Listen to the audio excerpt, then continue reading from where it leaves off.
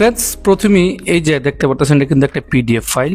আর আমি যদি এখানে যাই ওয়াইটি একটা ফোল্ডারের মধ্যে ডাবল ট্যাপ করি, তো আমার এই ফোল্ডারের মধ্যে কিন্তু যে ফাইলটা রয়েছে এটাও কিন্তু একটা পিডিএফ ফাইল।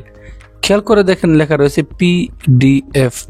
এই পিডিএফ ফাইলটার লোগোটা পরিবর্তন হয়ে গেছে। আপনার এরকমও থাকতে পারে, অথবা আমি হোয়াটসঅ্যাপ কালার করে দেবো, হোয়াটসঅ্যাপও থাকতে পারে লোগোটা। তো কীভাবে চেঞ্জ করবেন? প্রথমেই এই যে কোনো একটা পিডিএফ এর উপরে হতে পারে, আপনার ফোল্ডারের ভিতরে হতে পারে বাইরে, তো এটার উপরে গিয়ে জাস্ট মাউসের রাইট সাইড ট্যাপ করবেন, যেমনটা আমি করে ফেললাম, এবং একদম নিচে প্রপার্টিস লেখা থাকবে, এই প্রপার্টিস একটা ট্যাপ করবেন। তারপরে এরকম ভাবে চলে আসলে এখান থেকে লেখা দেখতে পাবেন চেঞ্জ, আর এখানে গুগল ক্রোমের লোগোটা লেখা রয়েছে, এখানে একটা চেঞ্জ একটা ট্যাপ করবেন।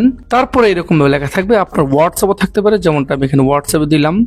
এটা কিন্তু হোয়াটসঅ্যাপ হয়ে গেল, দেখেন এই যে হোয়াটসঅ্যাপ কালার হয়ে গেল। এটা কিন্তু হোয়াটসঅ্যাপ নয়, এটা পিডিএফ একটা ফাইল।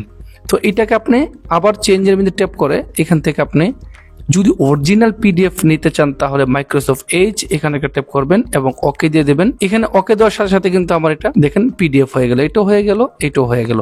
তো এটাকে আপনি অ্যাপ্লাই এবং ওকে দিয়ে দেবেন। এখন আমার একটা পিডিএফ ফাইলই রয়ে গেল।